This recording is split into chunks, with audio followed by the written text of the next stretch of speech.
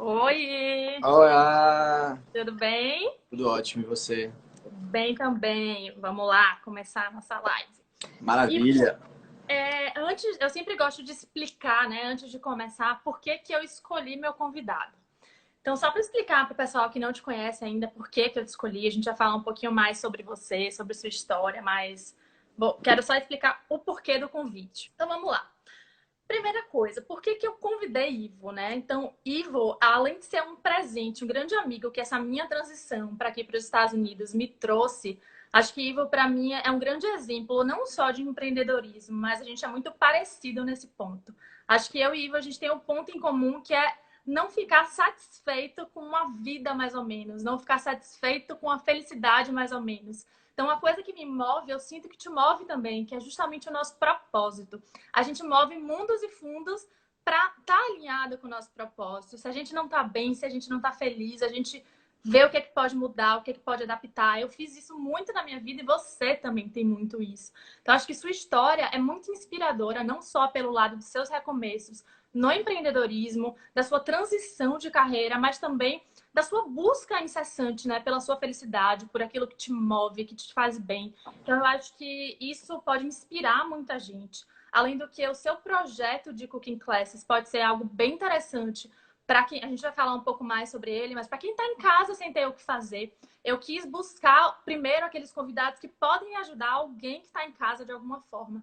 Então, quando o Ivo explicar um pouco mais do Cooking Class, vocês vão ver que é algo que pode despertar uma vontade sua, se você está em casa sem ter o que fazer. O projeto é em inglês, mas quem não fala inglês também aproveita para treinar. Então, tiveram vários motivos. Acho que Ivo é uma fonte de inspiração para mim e eu quero que ele seja também para vocês. Acho que eu quero que a história dele também inspire vocês.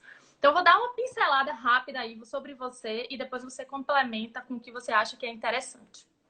Então, o Ivo, gente, ele é formado em engenharia mecatrônica, algo que eu não saberia nem por onde começar, eu não sei nem direito o que, é que um engenheiro mecatrônico faz. Vocês verem o nível de dificuldade que eu acho que é essa formação.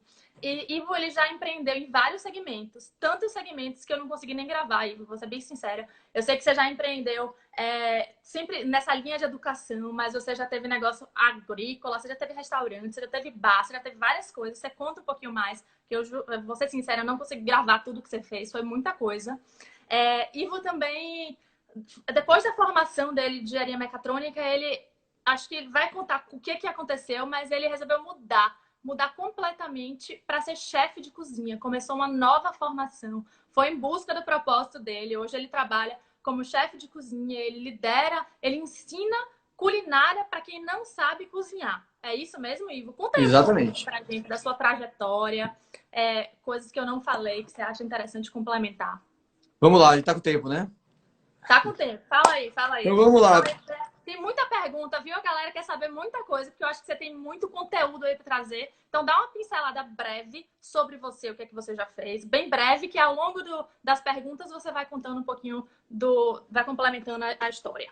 Massa. Então, obrigado, Nando. Obrigado primeiro pelo convite. Eu acho que é muito bacana a gente estar dividindo um pouco da nossa história.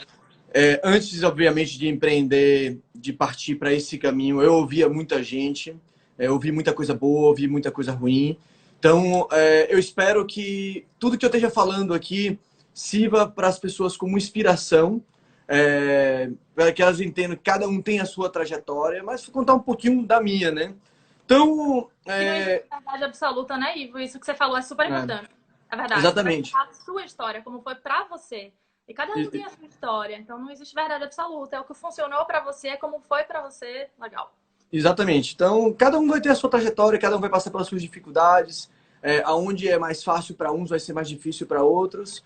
Então, eu vou contar um pouco do meu, né? Então, pois é, eu acabei escolhendo a minha profissão muito cedo. Na verdade, eu sou apaixonado pela engenharia mecatrônica, sempre tive vontade de trabalhar com robótica, com tecnologia. Sou ainda um apaixonado pela tecnologia. E eu acho que ainda lá na frente alguma coisa vai convergir, vai unir essas minhas duas formações.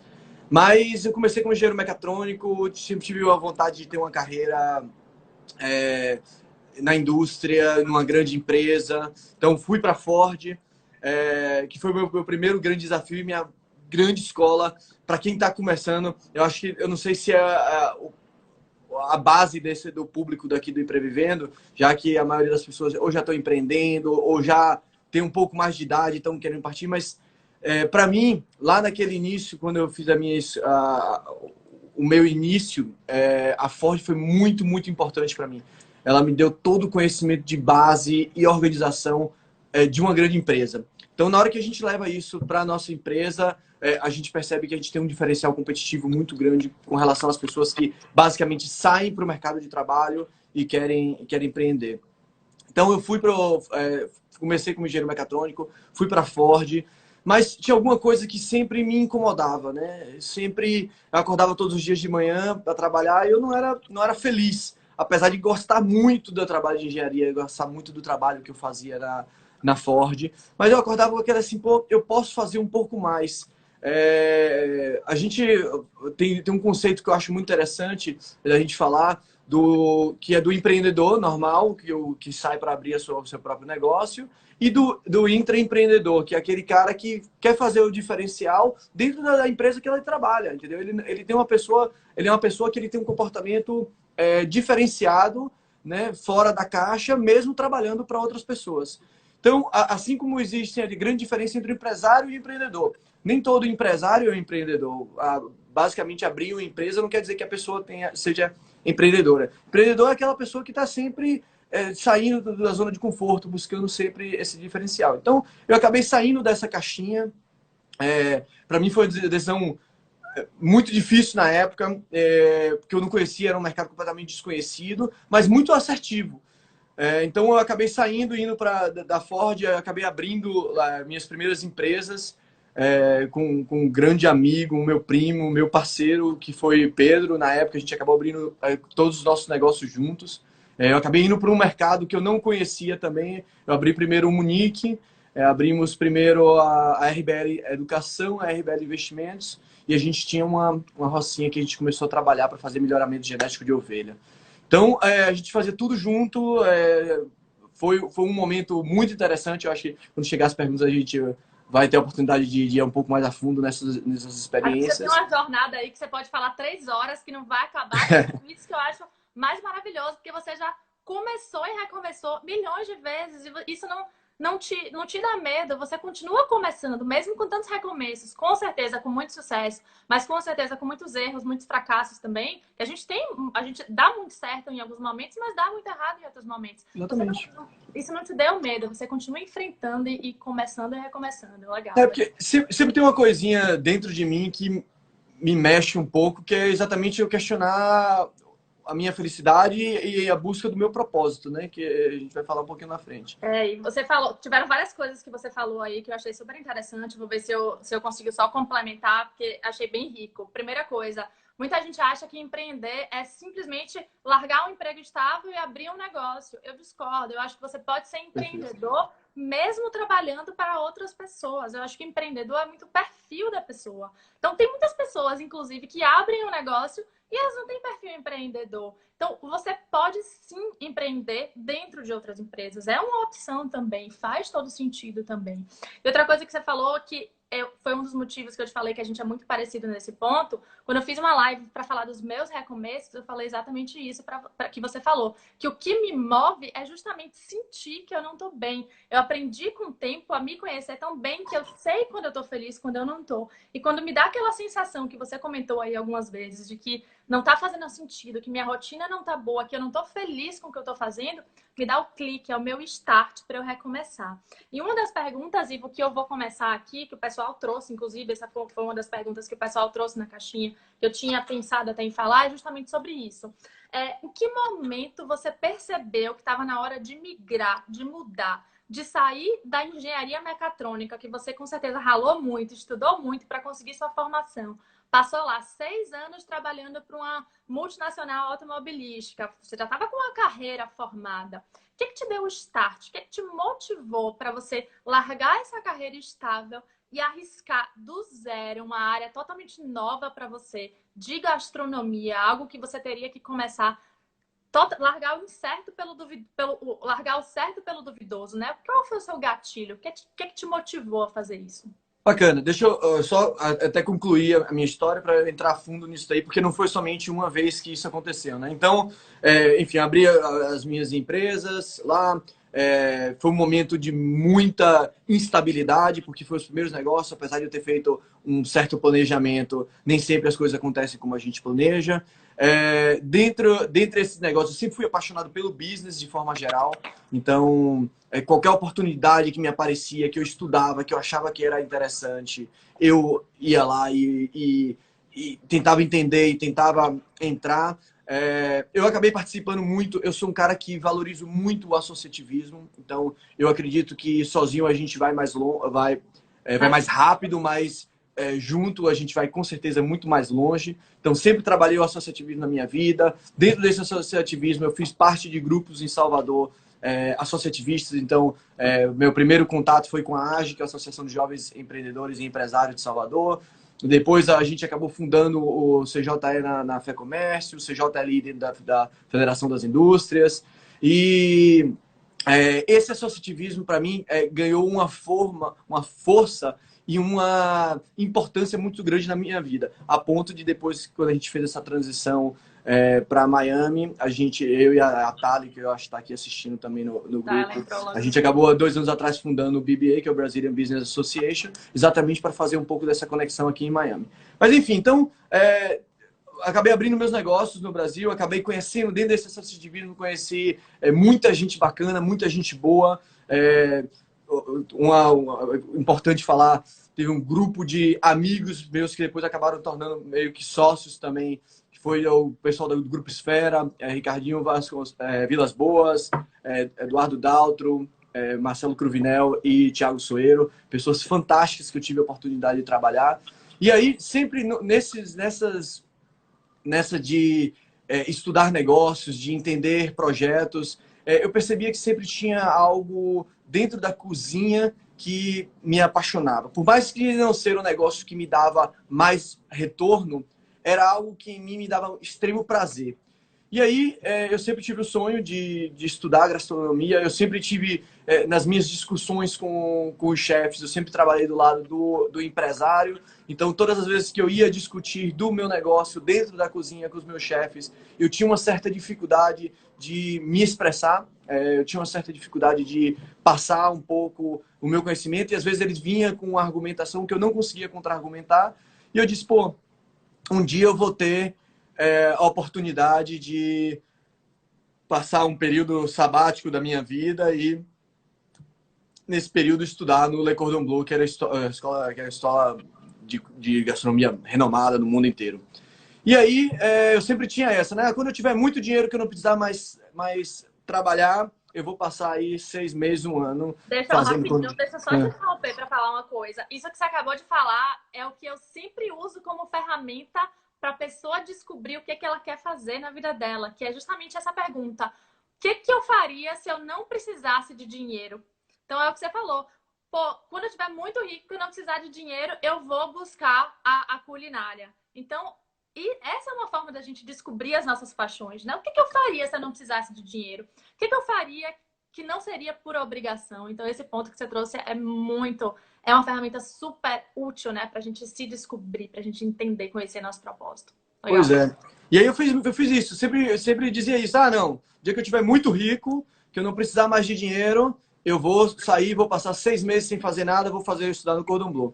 Não fiquei rico, mas chegou um momento na minha vida que acabei vindo para Miami fazer uma viagem de férias com minha família, com a Amanda, que na época era minha namorada. E a gente veio fazer um cruzeiro em Miami e a gente acabou se apaixonando por Miami. E aí ela virou para mim e falou, pô, eu viria morar facilmente aqui em Miami. E eu perguntei para ela, você tá falando sério? Você quer mesmo? E ela disse, eu viria.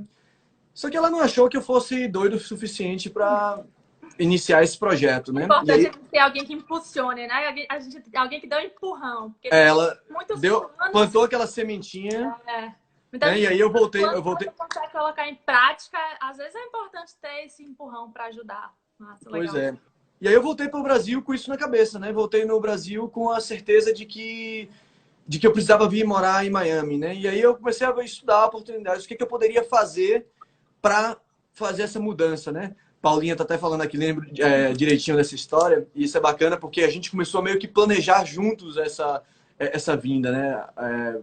A Paulinha e Peca, meu primo, meu irmão também, a gente começou a estudar isso muito junto. Obviamente eles estavam em momentos, a gente estava em momentos um pouco diferentes da vida, mas a gente começou a conversar e falar, pô, vamos morar em Miami. Rapidinho, Ivo, já que você entrou nesse ponto, uma das minhas perguntas, tá, que também surgiu nas caixinhas, vamos já passar para ela, porque eu acho que ela é super importante. Você começou a falar sobre isso. Legal. Planejamento. Você falou a palavra que para mim é chave. Eu acho que é muito difícil a gente fazer uma transição independente de que para que, se é transição de carreira, transição de país. Eu também tive a mesma transição que você, uma mudança de país, e eu não faço nada na minha vida sem planejar. Conta pra gente como foi seu planejamento. O que você fez para se planejar? Pois é, eu comecei primeiro a estudar as possibilidades, né? O que poderia...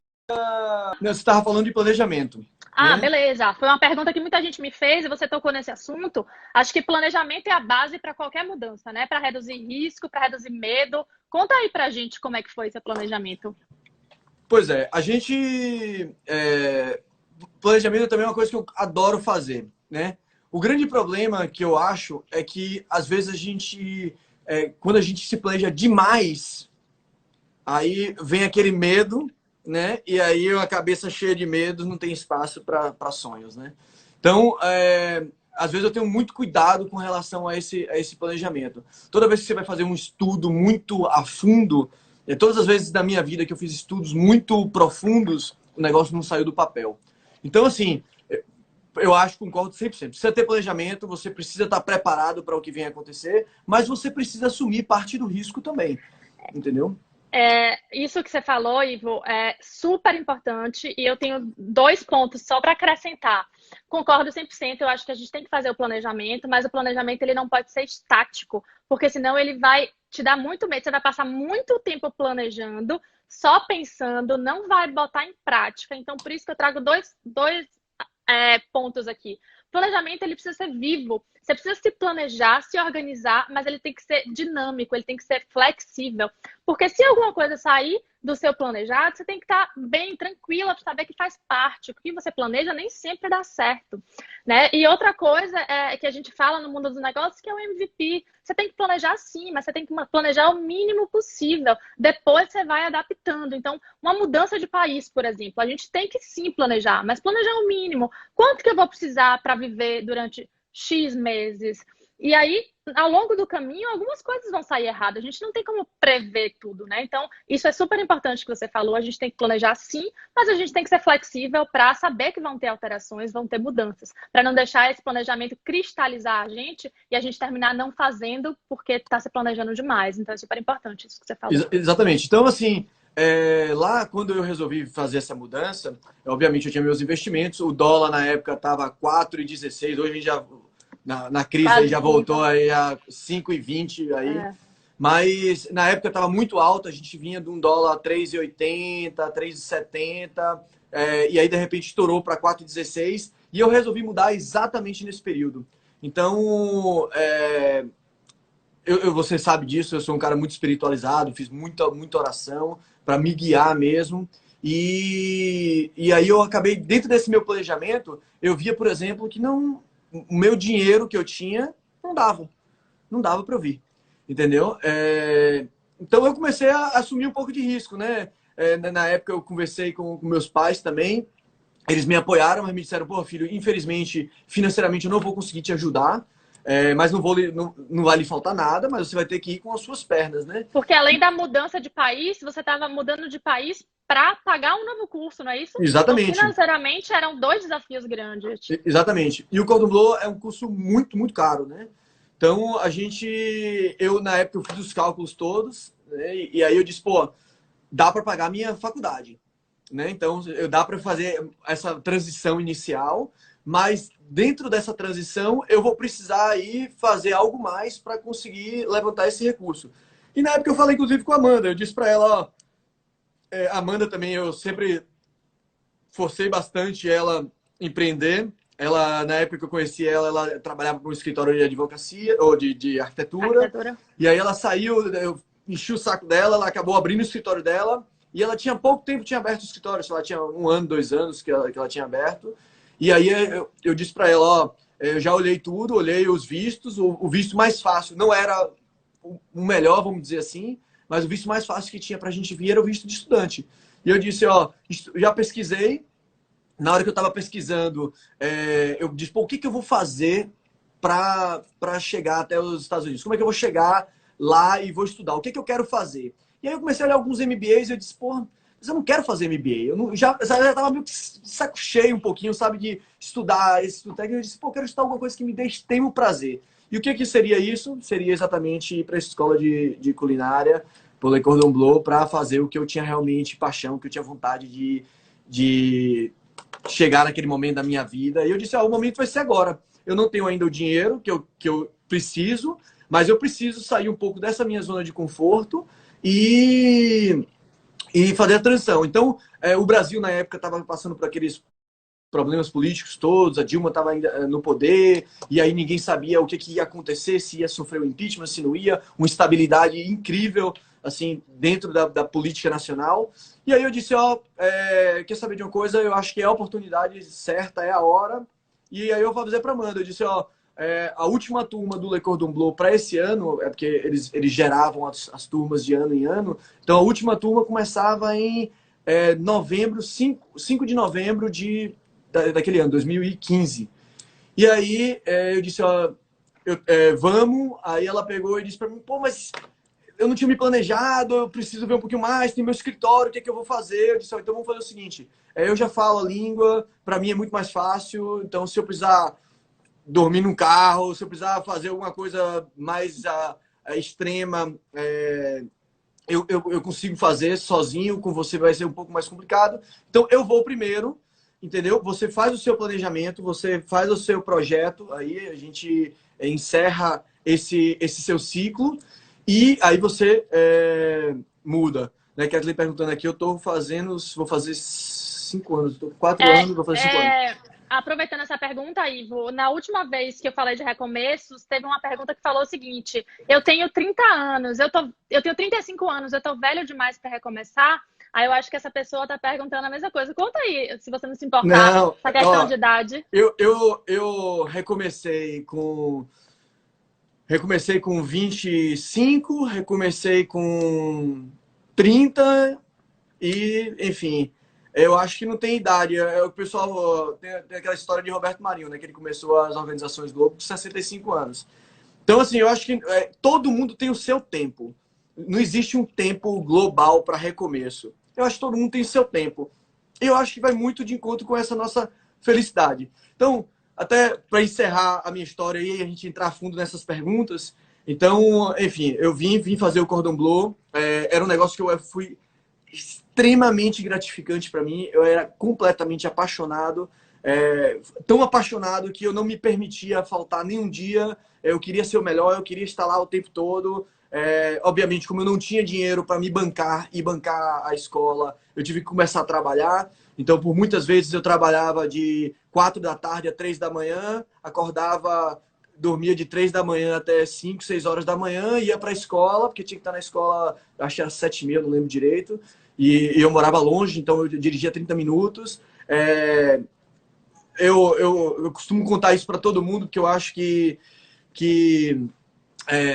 para mim foi algo muito importante na minha vida, mas eu sempre fui uma pessoa muito assim, nas minhas emoções eu sempre fui muito controlado, nunca fui uma pessoa de chorar muito e tal, e eu não me lembro de quantas vezes eu acordava de manhã numa pilha de estresse, chorando, me questionando o que eu tinha feito na minha vida. Eu tinha destruído todo aquele minha vida de estabilidade em Salvador, estava vendo meus sócios prosperando, os sócios que eu tinha deixado no Brasil, cada um que tinha seguido no seu negócio, estava se dando bem, estava começando a crescer, e eu tinha voltado para o Marco Zero para seguir um sonho louco inicialmente, entendeu? Então eu me questionava muito, eu chorava de manhã, ia para a escola chorando e dizia, não, mas era isso que eu quero, sabe? Vamos tentar. Eu tive um apoio muito grande de Amanda, porque por muitas vezes eu pensei em desistir, por muitas vezes eu dizia, velho, eu quero ir embora, eu não quero mais ficar nesse país, eu quero voltar para onde eu conheço os processos, onde eu conheço a família, onde eu tenho abertura. E em Salvador eu tinha abertura com todo mundo, eu conhecia todo mundo na cidade, eu tinha abertura na Câmara de Vereadores, eu tinha abertura na Prefeitura, eu tinha abertura com o governo, eu tinha abertura com o meio empresarial de forma geral, por conta das associações. Então, a gente tinha uma relação, eu tinha uma relação muito fácil em Salvador. Para mim era fácil conhecer, eu conhecia o processo, eu conhecia como fazer as coisas. E eu vim para os Estados Unidos sem entender nada, sem saber o que ia acontecer na minha vida em Miami. Eu não conhecia. Eu dizia para Amanda, eu disse, pô, se eu morrer aqui dentro do apartamento, só vou encontrar meu corpo daqui a um ano, porque eu não conhecia ninguém. Ninguém. Diferente da maioria das pessoas que eu converso, as pessoas que me ligam, dizem, eu queria vir morar em Miami. Aí eu digo, porra, que bacana, velho. Você já tem um começo, você tem alguém que você conhece que mora em Miami, que você pode pedir dica. Eu não tinha na época ninguém. Então, assim, eu aluguei um carro por 4 dias e fechei a casa de um quarto no Airbnb por 4 dias. E eu disse, em 4 dias eu vou ter que resolver a minha vida. Eu vou ter que comprar um carro. Comprei um carro lá, meu primeiro carro. Em 4 dias eu fiz um rolo retado, conheci um cara que me colocou no leilão, comprei meu primeiro carro por $2.100. Consegui em 4 dias um carro. E aí, depois eu disse, agora eu preciso conseguir uma casa, né? E eu tinha uma meta ali de pagar $900 numa casa, num lugar para ficar. E aí, cheguei no cara que estava alugando o quarto e disse assim, porra, velho, eu não estava encontrando casa, todos os lugares eram mais caros. E aí eu disse pro cara, eu tô desesperado, eu tenho 4 dias para fechar a casa, e aí eu preciso de um lugar para ficar. Você me recomenda algum lugar? Ele disse, não, você tá querendo pagar quanto? Eu disse, meu budget era 900, né? Eu disse, não, 800. Ele disse, então faz o seguinte, 850 você fica aqui comigo. Eu digo, fechado. E aí eu fiquei 4 meses com esse cara lá em Miramar. A Amanda depois chegou em fevereiro, a Amanda estava com os projetos, estava fazendo uns camarotes em Salvador, então teve o carnaval que ela estava fazendo nos projetos de arquitetura, terminou esses projetos, e aí ela veio, e aí quando ela veio a gente namorou um mês junto nesse quartinho, né, enquanto a gente estava procurando casa e tal, e aí a nossa vida começou. Né? Então, assim, a gente obviamente teve um planejamento básico. A partir do momento que eu fechei a casa, eu disse, agora o meu objetivo é conseguir um lugar para trabalhar. E aí fui bater na porta. Eu ligava, sentava no computador e aí dizia, não, vou precisar arrumar um lugar para trabalhar. Né? E aí fui indo, e aí eu bati em um lugar, não podia. Chegava, conversava com as pessoas não queriam lhe dar a oportunidade inicialmente. Aí até que eu liguei para um cara que eu vi num site daqui, liguei para o cara não atendeu o telefone. Eu fui lá, né? Eu fui conversar com o cara, conversei com o cara uns 15 minutos, a gente em inglês, conversando e tal, batendo papo. E aí ele pegou e me falou, ele disse, não, é porque aqui eu tenho muitos pratos brasileiros, tem um prato que eu gosto muito que chama muqueca. Aí eu disse, muqueca? Eu disse, pô, eu sou da Bahia. Aí ele já respondeu em português para mim, você é baiano? Eu disse, pô, sou baiano. Ele, pô, aí já começou os dois falando em português, ele era brasileiro também, eu não sabia.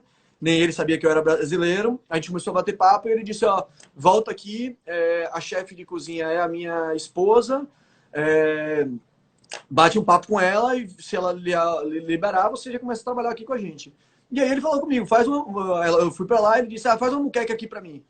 E aí eu fiz uma muqueca pra ele, porra, aí ele foi me contar toda a história de quando ele viveu na Bahia, ele é carioca, ele tinha morado na Bahia, é um cara fantástico, uma história sensacional, ele é um pirata mesmo, ele pegou um veleiro, deu 3 voltas ao mundo, e aí ele pegou todos os pratos que ele gostava do mundo inteiro e botou no seu restaurante. E é legal porque nessa caminhada você vai conhecendo pessoas com histórias diferentes, com bagagens diferentes. E aí, quando você faz essa mudança, você vê que tem muita gente pelo mundo mudando e recomeçando também. Que às vezes a gente está numa base muito sólida, muito firme, e a gente acha que só existe aquela vida, né? Que a linha da vida é totalmente estável e todo mundo tem que fazer tudo igual e no mesmo tempo. Quando você sai da sua zona, que você vai tentar algo novo, que você conhece pessoas novas, com histórias novas, você percebe que não, cada um tem seu tempo, cada um tem sua história, que tem gente que recomeça adolescente, tem gente que recomeça com 30, tem gente que recomeça com 70. Meu avô faleceu há muitos anos atrás, e minha avó começou a namorar com 70 anos de idade. Quando ela tinha 70 anos, ela encontrou o namorado dela. Então, não existe idade para recomeçar, não existe linha, não existe uma vida que todo mundo tem que seguir, né? Ninguém tem que seguir o mesmo momento. Muito legal. Eu tô deixando você falar, porque sua história é muito inspiradora e tudo que você tá falando tá totalmente em linha com minhas perguntas. Se você deixar eu falar, a gente vai passar essa live o dia inteiro aqui. Pode falar. Porque tudo que você está falando aí, Iva, eu acho que é extremamente inspirador. Tudo que você falou fez total sentido para mim. Eu passei por mais, não tive a mesma história que você, cada um tem sua história, mas eu passei por várias coisas que você passou também. Então, sua história é muito inspiradora para mim. Até quando eu penso, ai, você deveria recomeçar em alguma coisa. Até agora, eu tenho o meu trabalho estável. Hoje, eu tenho um trabalho, eu continuo trabalhando para a multinacional. Mas quando eu penso em empreender, quando eu penso em algo que me inspira, você sempre vem na minha cabeça, porque você é uma pessoa que segue sua motivação, que segue suas inspirações. Tô deixando você falar que você tem muita história, histórias que eu acho que as pessoas precisam ouvir, porque muita gente tem medo de mudar, muita gente vive infeliz. Vive feliz no seu trabalho, na sua profissão, na sua vida, no seu país, no seu casamento, enfim, vive infeliz. Eu não acho que você tem que mudar de país para encontrar essa felicidade. Eu não acho que você tem que se separar para encontrar essa felicidade. Eu não acho que você tem que largar a sua carreira para encontrar essa felicidade. De jeito nenhum. Às vezes a mudança, ela é nas pequenas coisas, sabe? Às vezes a gente ajustando pequenas coisas na nossa vida, na nossa rotina, nos nossos relacionamentos, a gente já tem uma mudança extrema. Mas às vezes uma mudança drástica é necessária. Então, você precisa se conhecer para entender como que você tem que mudar. Então, tô deixando você falar porque eu acho que você tem muita história interessante. Beleza. E aí, Nanda, você tocou num ponto que eu acho também espetacular. Nesse país, a gente vivendo em Miami, esse lugar aqui é fantástico, porque a gente percebe que todo mundo que chegou tem a sua história e todo mundo passou por dificuldade. Não tem aquele que vem para cá e diga assim, ah, não, a minha vida foi maravilhosa, foi tudo tranquilo. E acontece comigo, eu acho que acontece muito com você também, as pessoas perguntarem, Fernanda, também quero morar em Miami, também quero morar na praia, viver na praia. Eu falo, gente, vocês não sabem os perrengues que eu passei para chegar aqui. Ivo, eu sempre falo, eu tenho um amigo meu que passou por muito perrengue, esse amigo é você. Você é a pessoa que eu conheço que passa por mais perrengue. Então, é um exemplo, mas todo mundo passa, não é fácil, é uma caminhada, né? De altos e baixos. Eu vi Nai e João aqui no... Eles foram as primeiras amigos da gente e tal, e a gente começou a se encontrar. E eu vi a mesma coisa. Nai e João, os dois médicos, passaram pelas mesmas dificuldades que eu estava passando, entendeu? Todo mundo aqui, no mínimo, tem uma dificuldadezinha de um visto, tem uma dificuldadezinha de um trabalho, tem uma dificuldade,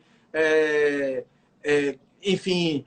De vida mesmo, alguma coisa que acontece no Brasil, a gente, no meio desse processo, no meio desse turbilhão de coisas, a gente descobre o pai de Amanda com câncer no Brasil, entendeu? E assim, a gente não podia, teoricamente, ir no Brasil, a gente estava entrando com um processo que a gente não poderia sair do país, e ela disse, Mo, eu preciso ver meu pai antes dele morrer, era um câncer muito agressivo, e a gente pegou, ele tinha pouco tempo de vida. Eu disse, vamos segurar o processo, vai lá, vê seu pai e volta, entendeu? E volta, a gente vai dar outra solução. E aí, cada dia, assim, eu costumo falar isso, e eu sei que tem muita gente que não acredita em Deus e tal. Eu sou um cara muito espiritualizado e eu passei por tudo isso por conta da nossa fé. Deus nunca deixou faltar nada pra gente, nada. Então, assim, todas as vezes que vinha alguma coisa... Eu já tô chorando na live, vou chorar aqui ao vivo, mas a história de vocês é muito inspiradora e sempre que você conta ela, me dá vontade de chorar. Eu acho que é muita determinação, muita força, né? É uma das coisas... A gente precisa de força para passar por essas mudanças, a gente precisa de força para passar por essas dificuldades. Eu acho que... Vou te perguntar aí, de onde você tira essa força? Porque todo mundo precisa de força para recomeçar. Eu tiro, independente do sentido. Eu tiro da minha fé, da minha, sabe, da minha crença em Deus, sabe? Eu sou espírita, então, assim, eu encontro no espiritismo a resposta para meus problemas. Então, por muitas vezes, na hora que vinha alguma coisa muito difícil na nossa vida, que a gente dizia assim, agora não tem solução, aparecia a solução na nossa frente. Todas as vezes que dizia assim, pô, não vai ter dinheiro aqui, aparecia alguma coisa, mudava alguma coisa na nossa vida. Teve o caso de Amanda, teve um período que os dois ficaram desempregados no mesmo dia, entendeu? Eu fiquei assim, numa semana, fiquei desempregado e ela ficou desempregada também na mesma semana. E a gente disse, e agora? E aí toda vez que a gente olhava para trás, a gente gosta de fazer um pouco disso. A gente não gosta muito de olhar as coisas ruins do passado, mas a gente gosta de olhar os aprendizados. Então, assim, a gente olha... Toda vez que eu digo assim, e ela, enfim, ela é meu porto seguro. Então, toda vez que eu chego para ela, eu digo, Mo, e agora ferrou tudo. Ela disse para mim, pô, lembra de quando a gente chegou? Tava muito pior e a gente era muito feliz, a gente não tinha nada, a gente, sabe, saía para se divertir aqui. Nosso programa era vamos no E na mercado. IKEA almoçar por Exatamente, ia no IKEA $9. almoçar e passava o dia inteiro no IKEA rodando, olhava todos os produtos, não comprava nada, nada, nada, nada. Comprava, olhava tudo, entendeu? Ó, no dia que a gente tiver dinheiro, a gente vai comprar isso aqui, no dia que a gente tiver, enfim. E aí, até para falar da minha história e da onde eu tô hoje, e aí as coisas foram acontecendo. Eu disse, quando eu vim para cá, eu vim pro Cordon Bleu, enfim, eu me esmerei muito, sabe? Eu sou apaixonado pela cozinha, eu sou apaixonado pela comida. E eu disse, não, eu quero ser o melhor. Eu acabei me formando no Cordon Bleu e aí por conta todo esse meu esforço, eu acabei sendo premiado no Cordon Bleu como o melhor estudante de lá do Cordon Bleu. Então, no meu ano de graduação, enfim, 400 pessoas estavam formando. Então, isso para mim deu uma motivação ainda maior. Eu saí do Cordon Bleu e eu disse, não, eu preciso trabalhar. Eu sempre tinha tido a vivência no lado do dono do restaurante. Eu nunca tinha vivido na pele o sofrimento, sabe, sabe, de dishwasher, de trabalhar até 3, 4 horas da manhã, sabe, de estar acordado no outro dia, às vezes 8 para voltar para trabalhar. E eu disse, eu preciso passar por isso. Então eu fui trabalhar eu disse, eu quero trabalhar com o melhor chefe de Miami. Eu preciso aprender com ele, porque por mais que eu me ache um grande chefe, eu não, sabe, comparado com esses caras que estão aí fora, eu não sou nada. E aí eu disse, eu quero aprender com os melhores. Eu fui trabalhar com o Brad Kilgore, que para mim ainda é o melhor chefe que tem aqui. É um cara espetacular, para mim foi um momento de maior aprendizado na minha vida, de muito, muito sofrimento, mas muito, muito aprendizado. E aí eu, enfim, passei quase um ano trabalhando com ele, até que foram aparecendo outras oportunidades, a oportunidade de empreender. Eu sempre quis voltar, nunca tive dúvida de que eu queria voltar a empreender. E aí eu disse, pô, como é que eu vou empreender? Porque eu não tinha dinheiro ainda para abrir o meu negócio, assim, do zero, um negócio, por exemplo, um restaurante. E aí eu disse, vou abrir uma empresa de consultoria, né? Porque eu via que tinha muita gente cometendo muito erros que eu cometeria no passado, já que os Estados Unidos é muito diferente do Brasil, muito diferente mesmo. Principalmente a cultura aqui, a gente fala que é o melting pot, né? Que você tem a mistura de todas as culturas, então não dá para você... A segmentação de mercado sua precisa ser muito bem especificada. Então, quando eu cheguei, eu disse, vou abrir um restaurante. Se eu tivesse aberto um restaurante naquela época, eu tinha me dado muito mal. Mas, enfim, aí eu comecei a ver essas pessoas tendo problemas. Eu disse, vou abrir uma empresa de consultoria, porque dessa empresa de consultoria eu não tenho curso nenhum, né? É basicamente o meu trabalho. E eu vou oferecer minha consultoria, vou utilizar tudo que eu já sabia no Brasil com relação à organização empresarial, à estruturação de empresas. Eu vou utilizar isso nos Estados Unidos. Eu comecei a fazer isso, começou a dar certo. Até que eu sempre fui apaixonado, por conhecimento, e aí é que a gente vai falar um pouco de propósito. Esse foi o meu grande propósito. Eu disse assim, o que é que eu gostaria de fazer agora, o que é que eu sou apaixonado e que eu gostaria de fazer, é dividir conhecimento com as pessoas.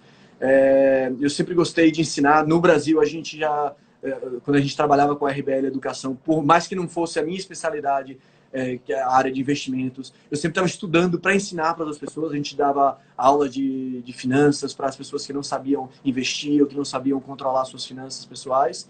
E aí eu sempre, era um momento que eu também estava muito feliz, que era um momento que eu estava ensinando, e eu disse, pô, por que não unir o útil ao agradável?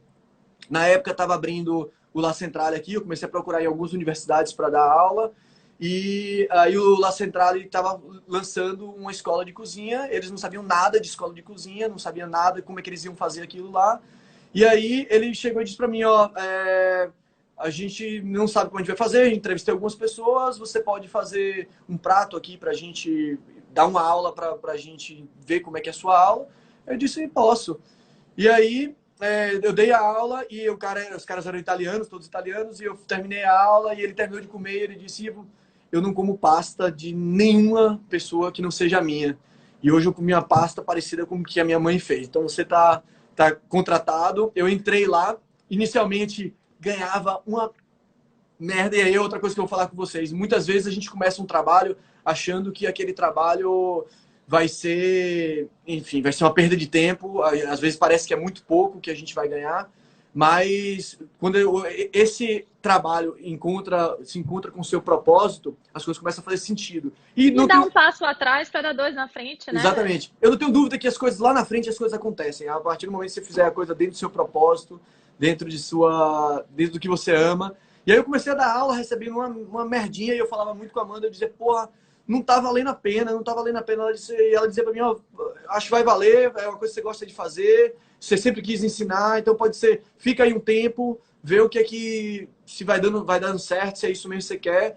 Aí com, sei lá, 6 meses lá, eu já tinha assumido toda a área a escola, eles já não entravam mais em nada, até que eu fiz a proposta empresarial para eles, para a gente abrir a Cooking Classes Miami lá dentro.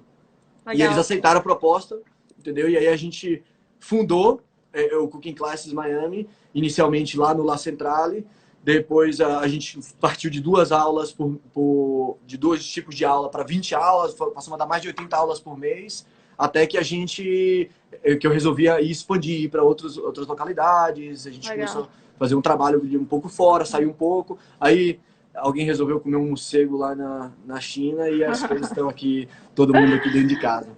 E se a live acabar o tempo, eu vou abrir de novo, viu? Porque você tem muita história para contar, a gente vai ficar aqui até a hora. Rapaz, eu falo muito, né, velho?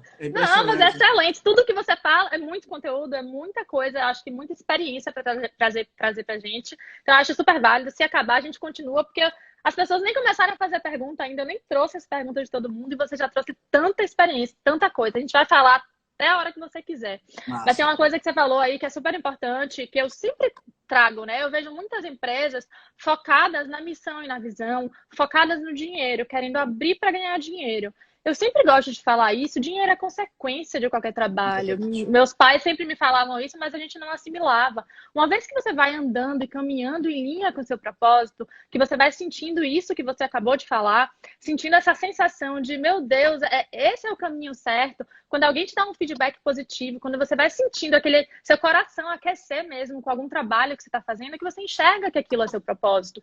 Isso te dá motivação para acordar feliz num dia difícil. A gente passa por muitas dificuldades no caminho. Por exemplo, o corona que chegou agora é um desafio para todo mundo. Se você não tiver motivação, se você não tiver vontade, certeza do que você quer fazer, você não vai ter vontade de levantar de manhã para acordar, você não vai ter algo que te motive a acordar. Então, a paixão, o propósito é o que faz a gente mover nos dias difíceis. E outra coisa que você falou, Iva, que eu acho extremamente importante para quem quer recomeçar, é saber que às vezes a gente tem que dar um passo atrás para dar 2 na frente. Agora, eu vou só dividir rapidinho aqui a minha experiência, que não é metade da sua, mas isso aconteceu muito comigo. Em todos os meus recomeços de profissionais, de vida, eu sempre, todos, 100%, eu sempre tive que dar um passo atrás para conseguir dar 2 na frente. Nenhum recomeço meu, eu saí de um ponto A e fui para um ponto B mais alto. Nenhum, todos.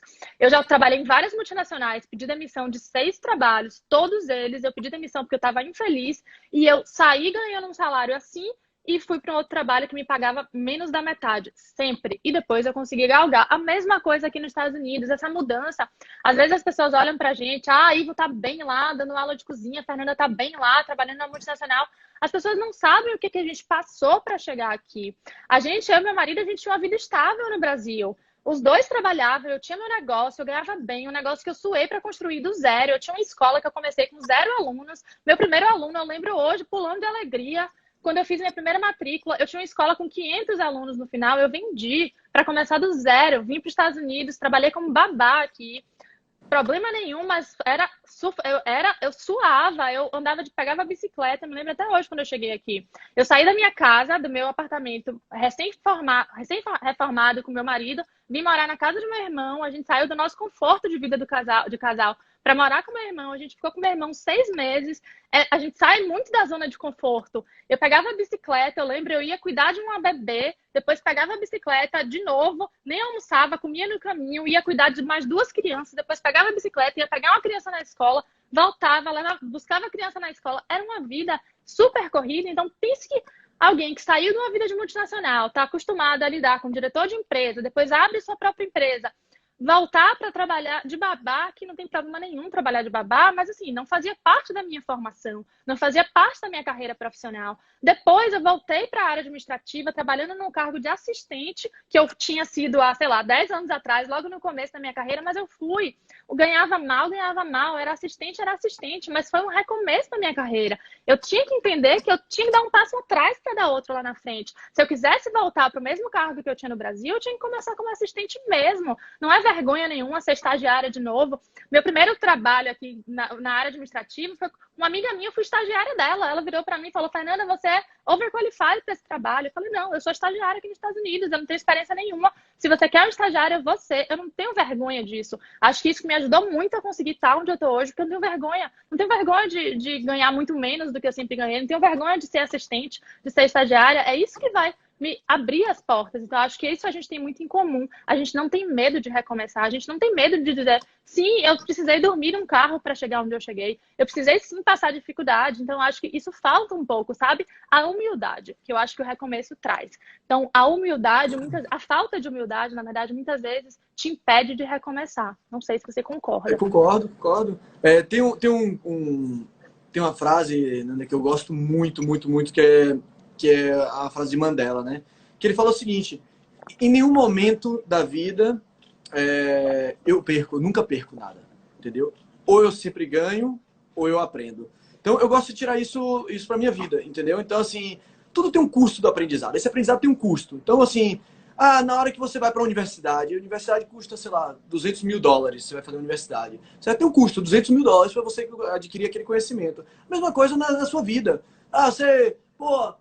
Você comprou um carro usado de $2.000, certo? O carro só faz quebrar, o carro passa mais tempo. É o custo do aprendizado, sabe? Você abriu a sua empresa com 6 meses está lá no poço, entendeu? Existe um custo do aprendizado. Você, sabe? Não tem como você chegar, e eu acho que é isso que é espetacular da vida. A gente costuma aprender a vida inteira. Quando a gente chega na velhice, que a gente sabe tudo, vamos dizer assim, uma grande parte da nossa trajetória, a gente morre para recomeçar, para voltar de novo e aprender novamente. Então, a vida é isso, a vida a gente está aprendendo, a gente está se conhecendo, a gente está buscando. Tem muita coisa para a gente aprender, tem muita gente para escutar. Você falou de uma coisa que eu acho muito bacana aí com relação à humildade. A gente precisa escutar as pessoas que já passaram pelo que a gente passou, entendeu? Não para seguir o exemplo delas, mas para ter uma referência, entendeu? Para a gente saber aonde que a gente vai estar pisando. Eu leio um livro todos os dias que chama The Daily Stoic, né? Não sei se você conhece, que traz a base do estoicismo. E hoje, justamente hoje, 11 de abril, a leitura, a reflexão que ele traz é essa. A pessoa que acha que já sabe de tudo nunca vai aprender nada. Então, às vezes, a gente não tem a humildade, às vezes a gente vai escutar uma pessoa com os ouvidos fechados, porque a gente pensa: eu já sei tudo que ela vai me falar. Então, a gente tem que aprender a ouvir a experiência do outro, a ouvir o ponto de vista do outro. Por mais que seja um assunto que a gente tem domínio, a gente nunca sabe 100% de tudo, a gente sempre tem algo a aprender. Isso é bem interessante que você falou. E outra coisa é que, assim, a tecnologia traz muito isso, né? A tecnologia, a gente tem que saber usar ela a nosso favor, mas, ao mesmo tempo, às vezes a gente deixa que ela use a gente. Então, a tecnologia faz com que tudo se movimente mais rápido e a gente fique mais ansioso. A gente quer as respostas, a gente quer os resultados muito rápidos. E às vezes tudo tem um tempo para acontecer. Um negócio, por exemplo, às vezes a pessoa quer abrir hoje e amanhã quer estar faturando, quer estar lucrando. Não é assim que acontece. É a mesma coisa numa transição de carreira, numa transição de vida. Eu acho que a gente tem que dar o tempo das coisas acontecerem. Então a gente tem que ter paciência, por isso que o planejamento ajuda tanto, né? O planejamento flexível e dinâmico. A gente tem que dar tempo para as coisas acontecerem. Não é da noite para o dia que você vai mudar de um país e vai voltar para o seu padrão de vida que você tinha no passado. Não é do dia para a noite que você vai sair da engenharia mecânica, que você trabalhou 10 anos ali da sua vida, para chefe de cozinha, que você vai virar o melhor chefe. Não é da noite para o dia. Isso pode acontecer, mas isso leva tempo. E muitas vezes a gente não tem paciência para esperar esse tempo. Então, isso eu acho que a gente vai desenvolvendo ao longo da nossa caminhada, né? Pois é. Naif tinha feito uma pergunta aqui, né? Se eu estou onde eu gostaria de estar, se tem nada. Eu acho o seguinte, eu sempre estou muito feliz com onde eu estou, com onde eu cheguei. E se precisar mudar, eu vou mudar Isso é novamente. Írios que tá no meu Instagram, viu? Tá fazendo pergunta aí, não sou eu não, mas eu vou... Gente, rapidinho, me perdoe, me desculpe, eu te interrompi. É porque você falou tanta coisa legal. Galera, se vocês tiverem perguntas, pode mandar aí que eu vou fazendo perguntas para ele. Vai, Be- responde a de Nike, eu vou... beleza. Então, assim, ela tinha perguntado se eu tô onde eu gostaria de chegar. Na verdade, assim, é um pouco assim, essa pergunta é um pouco complicada da gente responder, porque é um pouco do ser humano de sempre querer mais, né? Então a gente, obviamente, eu não faço meu planejamento para continuar, sabe, fazendo do jeito que eu estou fazendo hoje. Mas o que eu entendi foi que na minha vida uma coisa que me dá extremo prazer é dar aula e é a cozinha. Então eu quero estar dando aula de cozinha, né? Inclusive quando aconteceu o coronavírus, aconteceu tudo isso, eu disse, pô, o que eu vou fazer agora, né? Eu vou ficar dentro de casa, não tem como a gente dar aula, tem até o projeto da aula online lá que eu Ah, fala comecei. aí, você tá dando aula no Cooking Class Miami. Fala Pois aí, é, porque quem tá em casa às vezes quer assistir. e aí eu pensei nisso. No primeiro dia logo que a gente saiu, conversando com a Amanda também e tal, eu disse, pô, eu quero continuar fazendo o que eu faço, entendeu? Mas eu quero ajudar as pessoas de alguma forma. Entendeu? Como é que eu posso ajudar as pessoas? Então eu disse, pô, eu sei que vai ter muita gente agora trancada dentro de casa, sem saber o que fazer, sem saber o que comer. Então eu disse, eu quero fazer receitas, né, com máximo 5 ingredientes, onde as pessoas consigam executar essas receitas no seu dia a dia.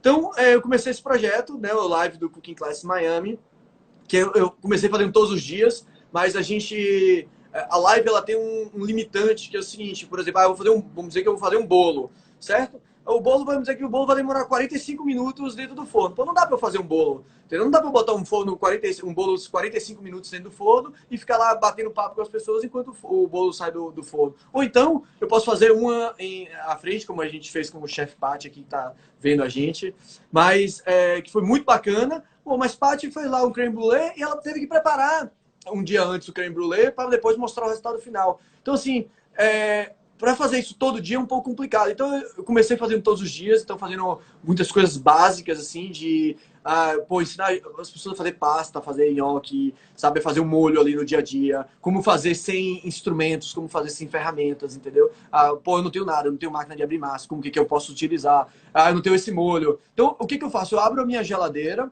vejo o que tem aqui, até porque a gente na quarentena não pode ficar saindo.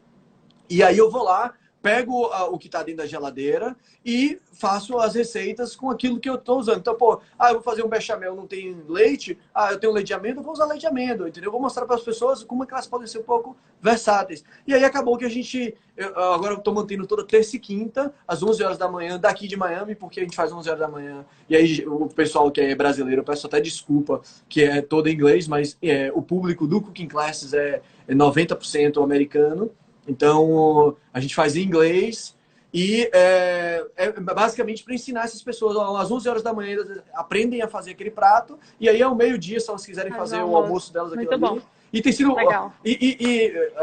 O que eu acho mais legal de tudo, assim, óbvio, a gente fica esperando milhões de pessoas na live, né? Aí às vezes dá assim, pô, dá 15, 20, e aí às vezes um dia que dá uma baixa um pouco maior, eu fico um pouco Desmotiva. triste, pô, será que as pessoas estão gostando, não estão gostando? Aí de repente eu recebo uma mensagem de alguém assim, chefe, você mudou a minha vida hoje, sabe? Eu tava triste porra, depois que eu vi a sua live, eu preparei aqui um almoço pra minha família e foi fantástico e me deu um momento de felicidade. Então eu digo, nem que tenha uma pessoa na live, eu vou continuar fazendo por essa experiência que você Você tem. falou uma coisa super importante, Iva. Eu passo pela mesma coisa. Eu criei o Empreendendo para compartilhar. Meu objetivo era exclusivo de compartilhar. Só que às vezes você vai fazer uma live, você fica preocupado. Será que vai ter gente para assistir? Será que não vai? Aí eu aprendi o seguinte: falei, por que eu estou fazendo? Não é para compartilhar, para ajudar as pessoas? Então o que menos importa é quantas pessoas vão estar assistindo. Se tiver uma pessoa me assistindo e se eu fizer a diferença na vida daquela pessoa, já foi o suficiente para mim. Então realmente as redes sociais a gente tem que tomar cuidado, né? Porque pode ser um tiro no pé. Mas acho que tem muita coisa ruim nas redes sociais, mas também tem muita coisa boa. Então, tudo que a gente coloca nas redes sociais, a gente multiplica, né? Então, se tem coisas ruins, vão multiplicar coisas ruins. Mas se a gente coloca coisas boas, a gente vai estar multiplicando coisas boas. Então, a gente tem que usar isso aqui para se conectar. Então, eu vejo as pessoas ficando muito ansiosas. Ai, não vou fazer uma live porque eu não sei se ninguém vai me assistir. Vão perder o medo, a gente não sabe o que vai acontecer. Se só tiver uma pessoa assistindo, já valeu. E aí, não, e aí é isso, ligando isso até com a empresa, eu vou tocar num ponto assim que é um pouco complicado, mas se você observar, a maioria das empresas elas quebram por conta de ego e vaidade, entendeu? E a mesma coisa das lives. No final das contas, a gente está tentando suprir o nosso ego, a nossa vaidade. E quando a gente deixa que esse ego e essa vaidade vá acima do nosso projeto, aí é que o projeto acaba. Entendeu? Então, a partir do momento que eu achar que as minhas lives precisam acontecer única e exclusivamente para gerar números, para suprir o meu ego, a minha vaidade, o negócio não vai vingar. Então, a partir do momento que você transforma isso no seu propósito, entendeu? As coisas começam a fazer sentido, entendeu? Porque eu não estou fazendo isso para ninguém, para satisfazer ninguém. Eu estou única e exclusivamente para suprir o meu propósito. Eu ia chegar exatamente nesse ponto de propósito. Quando você está alinhado com o seu propósito, quando você sabe qual ele é, não importa quantas pessoas vão estar assistindo, o que importa é o porquê você está fazendo aquilo ali, né? Por isso que é tão importante você saber o porquê que você está fazendo. Porque no momento desse, em que só tiver uma pessoa te assistindo, você vai saber, não, eu estou fazendo isso porque eu quero inspirar, eu quero impactar, então não importa. A quantidade de pessoas que está aqui não importa. Então não deixar isso abalar, né? Porque vão ter vários fatores aí que vão te abalar durante qualquer recomeço, qualquer nova tentativa. Então, a gente tem muita certeza do porquê a gente começou. É se perguntar por que eu comecei em primeiro lugar, que vai te fortalecer para continuar. A gente tá cheio de pergunta aí, viu? Tem um monte de gente querendo saber. Tem um cara que eu gosto muito aqui fazendo uma pergunta aqui, Ramon, um grande abraço aí. Ramon foi meu estagiário na Ford, um cara inteligente demais. A gente sempre discutia vários projetos juntos. E ele está fazendo a pergunta aqui, como foi sair da Ford depois de todo o crescimento e como minha família reagiu inicialmente. Era uma das minhas perguntas também. Como foi para você sair da estabilidade para recomeçar do zero, por algo largar o certo pelo duvidoso? Pois é, como o Ramon está falando aí, né? A Ford, para mim, eu tive um crescimento assim, no meu ponto de vista, rápido, né? Eu saí de estagiário para, enfim... Foi um projeto que foi muito rápido da minha vida. E, obviamente, dentro de uma multinacional, crescendo na velocidade que eu estava crescendo lá dentro, para mim foi muito difícil. Primeiro que eu ganhava bem, né? Inclusive a minha faixa de idade, todos os meus amigos na época que eu trabalhava na Ford ganhavam, sei lá, um quinto do que eu ganhava, um quarto do que eu ganhava. Então, para mim, a parte financeira pesou muito. Teve esse fato desse crescimento, então eu falo muito de, por exemplo, um dos meus sócios, a galera de Miami aí vai fazer gozação, mas Zamorano era meu sócio. Zamorano era meu sócio no Munique e foi... Zamorano já faz parte da nossa galera aqui de Miami, sem ninguém nem saber quem é esse Zamorano.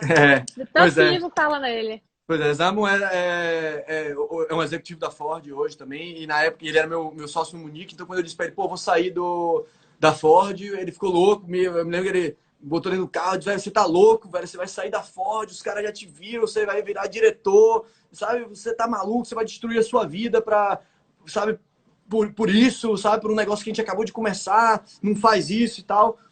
E aí eu disse, pô, velho, mas... sabe, eu acho que é isso aí que eu preciso fazer, é isso aí que eu tô buscando.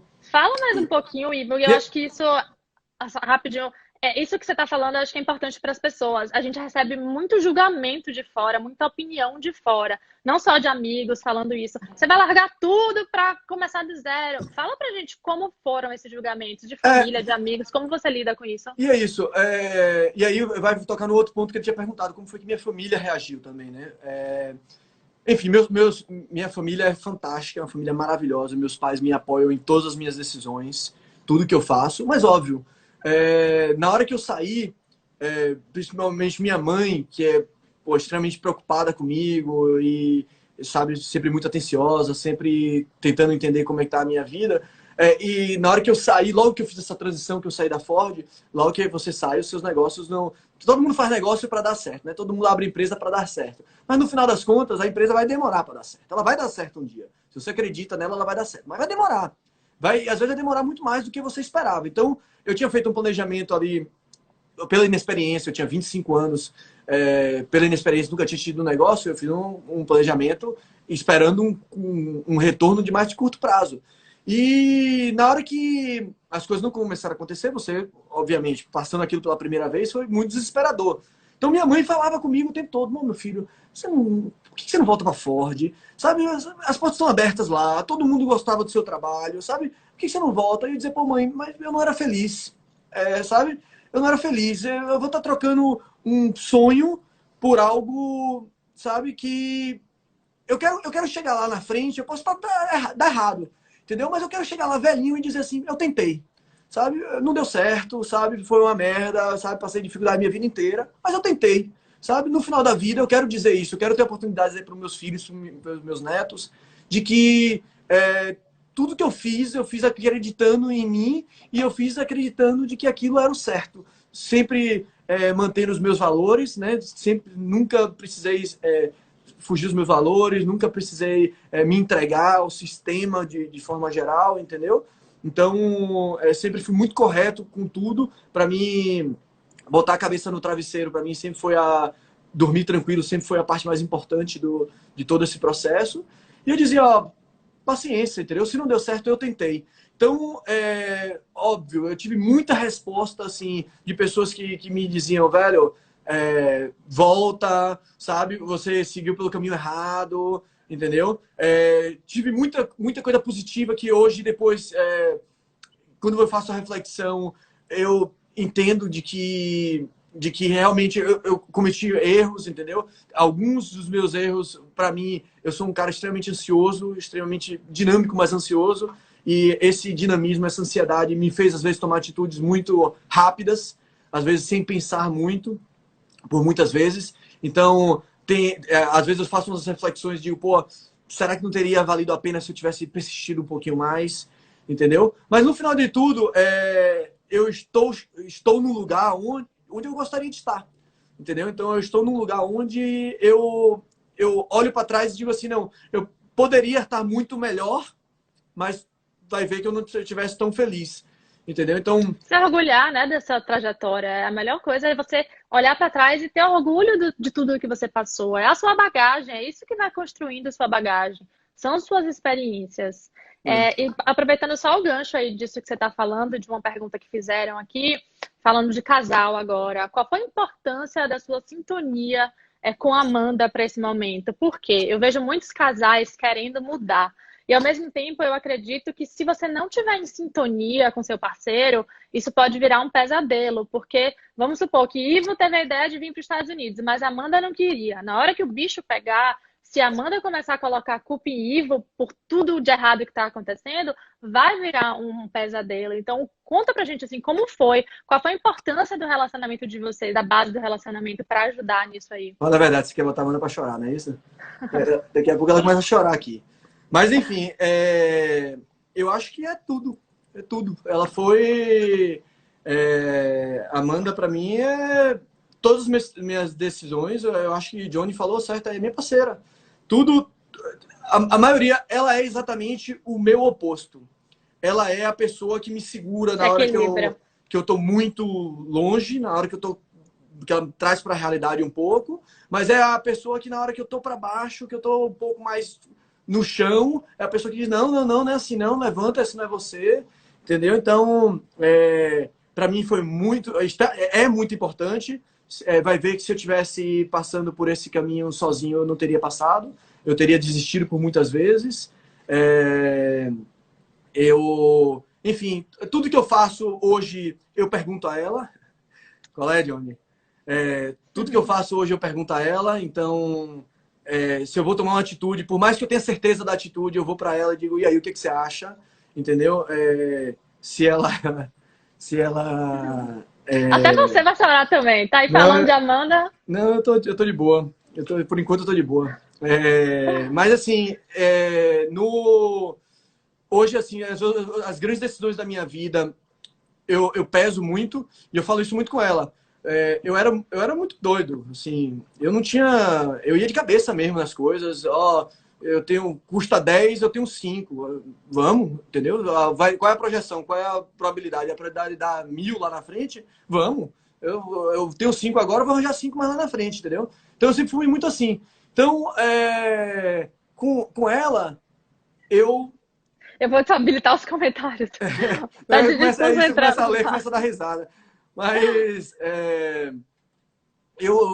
com ela eu sempre fazia muito isso, entendeu? Eu chegava e dizia assim, hoje eu digo para, eu penso muito nela, entendeu? Então assim, eu quero tomar a decisão, eu digo, ó, eu preciso para fazer isso, eu preciso do seu apoio. Se ela me disser, ó, não faça, eu vou pensar 200 vezes antes de fazer, porque se eu fizer, eu não quero também depois ouvir aquele, opa, eu te falei, entendeu? Tá vendo que eu disse? O que eu disse. Mas, assim, obviamente, todas as decisões que a gente toma, tanto na minha vida profissional, quanto na dela também, a gente compartilha muito.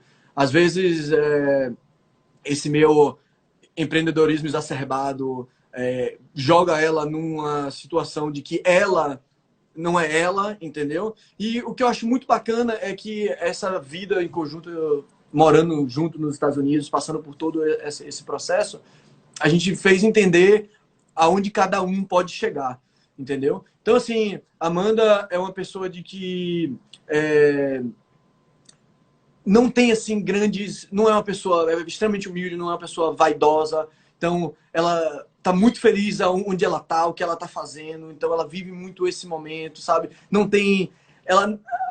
Isso, apesar de eu ser completamente o contrário, ela não tem tanta essa coisa de eu quero crescer, de ficar gigantesca, de Não ter tem meu tanta negócio, ambição, né? sabe?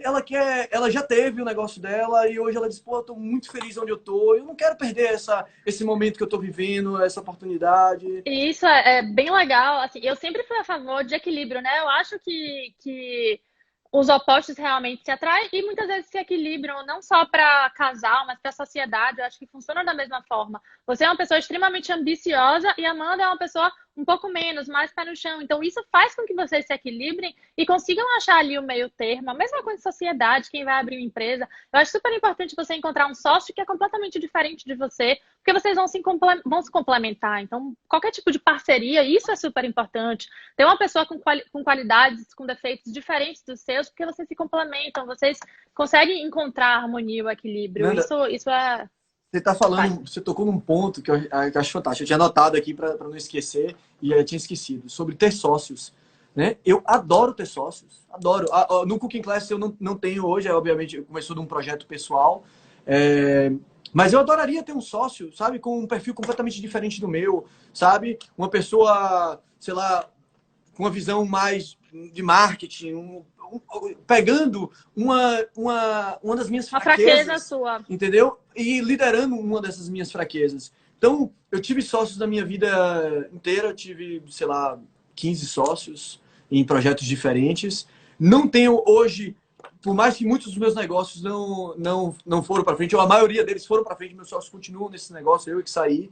Mas todos os meus sócios são grandes amigos hoje, continuam irmãos, pessoas que eu tenho uma confiança extrema. Nunca tive nunca briguei com nenhum sócio meu, não tenho nenhum inimigo, graças a Deus, hoje, nas minhas sociedades. E eu acho que o sócio é aquele cara que vai lhe suportar também nos momentos de dificuldade, entendeu? Então, por exemplo, você chega agora num coronavírus da vida, você dividir o seu problema com alguém, Suas eu acho que é angústias. importante, importante, entendeu? Eu acho que é fantástico você chegar e você pegar aquela sua dificuldade, ou até dividir a felicidade mesmo, As sabe? Se alegrias, uma exatamente. conquista, você fechar uma parceria, você fechar um contrato, você, sabe, velho, fechamos, velho, que maravilha, vamos comemorar, vamos sair, sabe? Eu acho que é muito importante.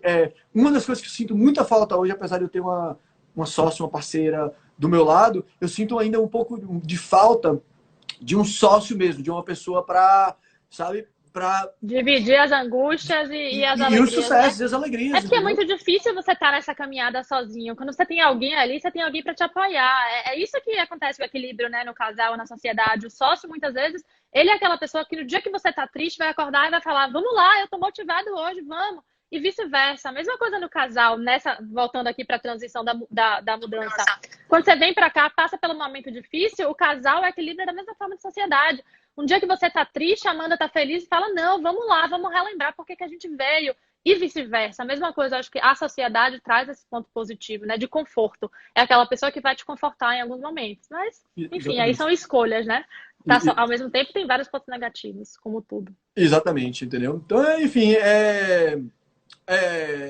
eu acho que a vida é muito dinâmica, entendeu? Não dá, como eu falei no início, não dá pra gente achar que a minha história vai ser igual a das pessoas que estão vivendo. Então, na minha recomendação é se reinvente, sabe? Vá buscar o seu propósito, vá encontrar o que você gosta de fazer, entendeu? Se você acordar todo dia de manhã na certeza de que você não gosta do que você está fazendo, eu acho que não tem... Pode até... Uma coisa muito, muito importante aqui, no meu ponto de vista. Assim, você pode até não, assim, não gostar de algo, mas que você tenha um objetivo. Por exemplo, eu quero trabalhar nessa empresa para aprender isso aqui de gestão, para lá na frente aplicar no meu projeto. Beleza. Então, tá dentro do seu objetivo. Por mais que você não goste, certo? Em um determinado momento, eu acho que você precisa pegar aquele momento de aprendizado para que você possa utilizar lá na sua vida futura, entendeu? Mas aquilo não pode ser o seu objetivo final. Você não pode, eu vou me aposentar na Ford, mas eu odeio. Não é que eu odeio, eu não vou falar nem essa palavra, eu odeio porque eu não odiava. Mas assim, pô, eu não gosto de trabalhar num lugar e vou planejar me aposentar nesse lugar, só porque ele me paga bem, entendeu? Então, eu acho que não faz sentido nenhum isso daí. Ivo, nossa live tá chegando ao fim. Eu quero, peraí, deixa eu só fizer a pergunta aqui. Quais os planos para o futuro? Como a culinária se encontra com a mecatrônica? E aí o nosso tech aqui respondeu: ele vai construir robôs cozinheiros para fazer um restaurante autônomo. Aí vai usar a tecnologia. Porra, aí eu vou tirar o emprego, aí os chefes vão tudo me matar. Aí você pede para ele ser seu sócio e te ajudar a fazer isso aí. Opa, esse daí, ó, esse aí eu quero como sócio, viu? Esse cara é bom. Eu quero te agradecer muito. Eu tinha certeza que essa live, pena que a gente só tem essa 1 hora, a gente ainda ganhou 20 minutos aí, porque a live cortou na primeira, mas eu quero te agradecer muito. Para mim, que já conhecia a sua história, foi extremamente inspirador. Toda vez que eu escuto você falar, toda vez que eu escuto de novo tudo que você já viveu, me dá ainda mais motivação, sabe? Para seguir em frente, para realmente recomeçar, continuar sem medo de recomeçar do zero. Eu acho que você tem uma trajetória extremamente inspiradora. Por isso que eu quis muito te trazer aqui, porque eu vejo muita gente me manda mensagem falando: Fernanda, quero mudar de carreira, não sou feliz na minha carreira, me dá alguma dica. Fernanda, você mudou de país, me dá alguma dica. Então pensei, quem que pode trazer inspiração para essas pessoas? Ivo, a primeira pessoa que vem na minha cabeça. Bacana. Eu acho que você tem uma trajetória, Ivo, muito bonita, sabe? De propósito, de força, de determinação, de humildade, que isso eu acho que falta muito em muitos momentos, em todos nós, né? Todos Sempre nós. falta, sempre Me falta. falta muito. Então, acho que você é uma grande inspiração de tudo isso. Quero te agradecer demais. Eu acho que foi Eu que extremamente agradeço. rica. Eu quero muito, tô aqui rezando para conseguir salvar essa live, porque como teve a primeira, ela cortou. Eu vou rezar, vamos fazer a oração juntos aí pra gente conseguir, porque realmente eu não quero perder. Quem quiser assistir de novo, dá uma olhada aqui que ela fica 24 horas. Acho que deveria fazer uma para ouvir as coisas loucas que vão incentivar a fazer também. Essas loucuras muitas vezes são importantes para dar um empurrão. Então, quero te agradecer muito, porque eu acho que foi muito rica. Então, acho que a primeira live, com tantos comentários assim, a galera realmente estava interagindo. Eu acho que realmente fez a diferença na vida de muita gente. Eu acho que essa é a nossa intenção, é a minha intenção com as redes sociais. Eu acredito que é a sua intenção também. Tem muita coisa ruim nas redes sociais? Tem muita coisa ruim no mundo? Tem, mas a gente também pode fazer a nossa parte, a gente também pode espalhar amor, a gente também pode espalhar propósito. Se a gente tem coisa boa, eu estou super a favor, compartilhe. O que você tem de bom para compartilhar, compartilhe. E daí se tem 1 milhão de pessoas falando porcaria? E daí se as pessoas só querem ver live de pagode e ninguém tá assistindo a sua? Eu não me importo com isso. Eu quero fazer minha parte. Eu acho que se cada um pensar dessa forma, se cada um tentar colocar amor no que faz, tentar espalhar amor e compartilhar amor de alguma forma, a gente consegue sim construir um mundo melhor, a gente consegue sim construir um mundo mais leve, mais harmônico. É algo bem, assim, todo mundo fala, mas realmente comece a aplicar na sua vida, que eu acho que Né? quanto mais amor você dá, mais amor você recebe.